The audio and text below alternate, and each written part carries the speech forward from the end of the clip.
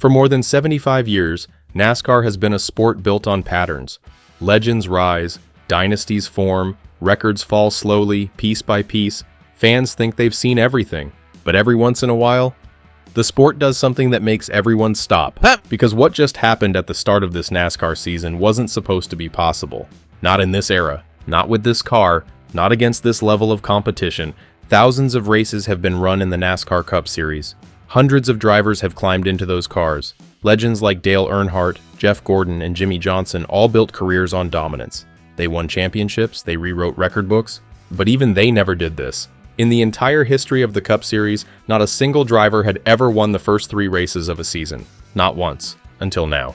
And the driver rewriting that history? Tyler Reddick. It started with the Daytona 500, the biggest race in NASCAR, the one that turns drivers into instant legends. Daytona is chaos. Drafting packs flying at 200 miles per hour. One mistake can wipe out half the field. Winning Daytona is already hard enough, but Reddick pulled it off. Fans were surprised, but Daytona can be unpredictable. Sometimes the right move at the right moment changes everything. Maybe it was just one magical night.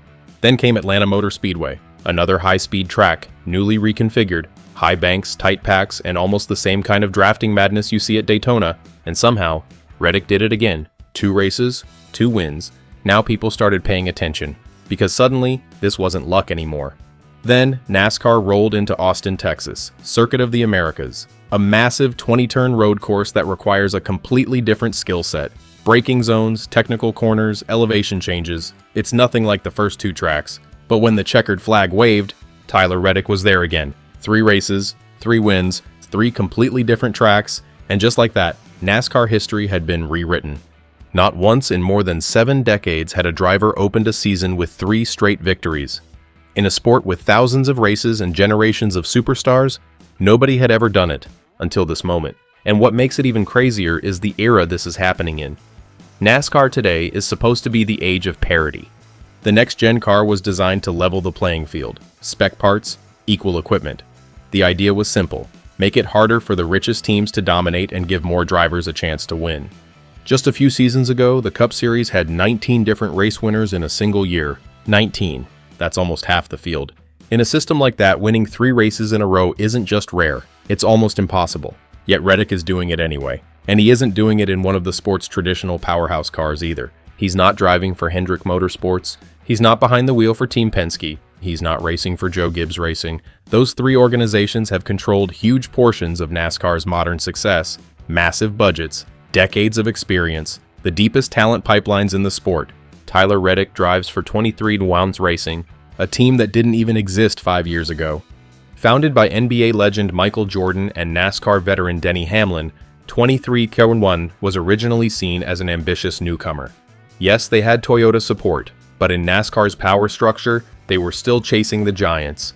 They weren't supposed to become the giants, but now, they're standing in victory lane for the 3rd straight week. Michael Jordan hugging people in celebration, cameras flashing, and Tyler Reddick calmly making history. But the story gets even more intense when you look at the final race of this streak. Because at Circuit of the Americas, Reddick didn't just have to win a race, he had to beat Shane Van Gisbergen, and that is not a small task. Shane Van Gisbergen, or SVG as fans call him, has quickly become one of the most feared road course racers in NASCAR. The former Australian Supercars champion arrived in the Cup Series and immediately started dominating technical tracks. Before this weekend, he had won 5 straight road course races. 5. That kind of streak made many people believe that whenever NASCAR visited a technical circuit, SVG was the man to beat. His precision through corners, his braking control, his racing IQ, it made him look almost untouchable. But in Austin, something different happened. Reddick matched him, lap after lap, corner after corner, and when it was over, even SVG had to admit what everyone had just witnessed. He said Reddick never put a foot wrong, drove consistent lines, was accurate through the corners, and was simply better on the day. Coming from a driver with SVG's reputation, that might be the highest compliment possible. Van Gisbergen still finished second, proving just how strong he remains on these tracks. But on this particular Sunday in Texas, even the king of road courses couldn't stop what was happening. Because this wasn't just another race. This was the moment Tyler Reddick pushed NASCAR into territory it had never seen before, and the season had only just begun. But the chaos at Circuit of the Americas didn't stop with the battle at the front. In fact, the deeper you looked into the race, the stranger the entire day became. Because while Tyler Reddick was making history and Shane Van Gisbergen was fighting to keep his road course dominance alive, the Texas heat was quietly turning the race into a survival test for everyone else. COTA is already a brutal track. 20 corners, long braking zones, drivers constantly wrestling the steering wheel. But the layout also creates a strange wind tunnel effect down the front straight, trapping heat inside the cockpit. And on this day, that heat pushed several drivers to the edge. Alex Bowman was one of the first. Late in the race, the Hendrick Motorsports driver began feeling sick inside the car. Temperatures inside a NASCAR cockpit can climb well over 120 degrees, and the combination of physical stress and heat became too much. Before the race even finished, Bowman had to climb out of the car. Normally that would mean the race is over, but what happened next felt like something straight out of a movie. Matt Snyder, the son of NBC reporter Marty Snyder, happened to be at the track working as a broadcast assistant. He had racing experience in the Truck and Xfinity series, but he certainly wasn't expecting to drive a Cup Series car that afternoon. Yet suddenly, Hendrick Motorsports called him over. He quickly put on a fire suit, strapped on a helmet, climbed into Bowman's car, and finished the race. An incredibly wild situation that left fans shaking their heads in disbelief. But that wasn't even the most frightening moment of the afternoon. AJ Allmendinger had one of the toughest days of anyone in the field. After climbing out of his car on pit road, Allmendinger suddenly collapsed. For a moment, the scene looked terrifying as medical staff rushed to help him. Thankfully, he was awake and alert when they reached him. Still, it was a shocking image. What made it even more unbelievable was the result. Despite everything he went through physically during that race, Allmendinger still managed to finish inside the top 10.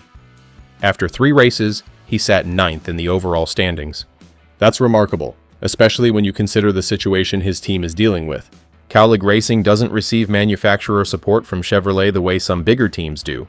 That means fewer resources, fewer advantages, and a much tougher road to consistent success. Yet, there he was, fighting near the top of the standings anyway. Behind the front runners, several other drivers quietly built strong days of their own. Christopher Bell, the defending winner at Circuit of the Americas, finished 3rd.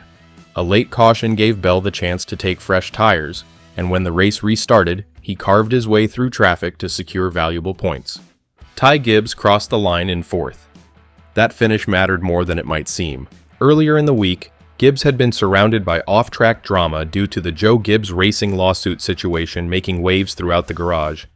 The headlines were loud, the pressure was real, and everyone was watching to see how he would respond. When the green flag dropped, Gibbs answered the only way a driver really can, by racing, and he raced well.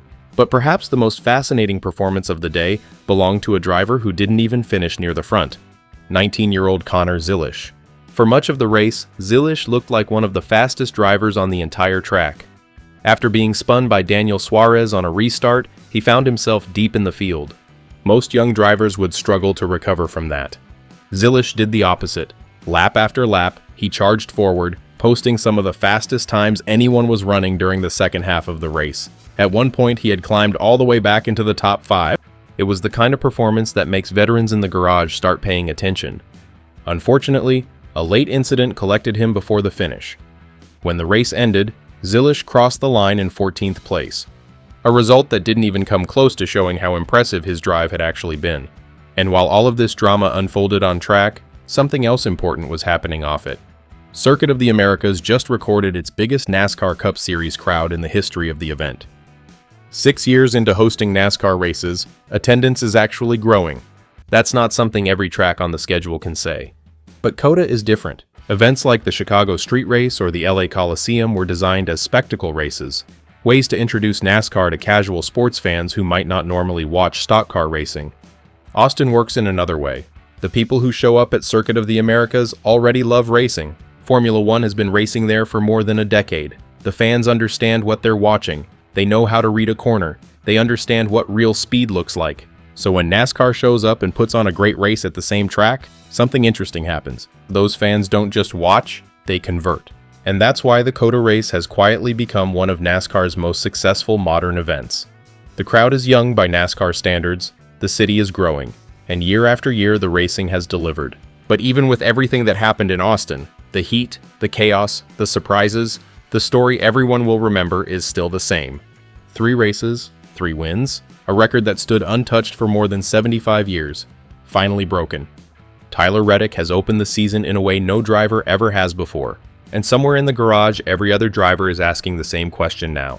Is this just the hottest start in NASCAR history, or are we watching the beginning of something even bigger?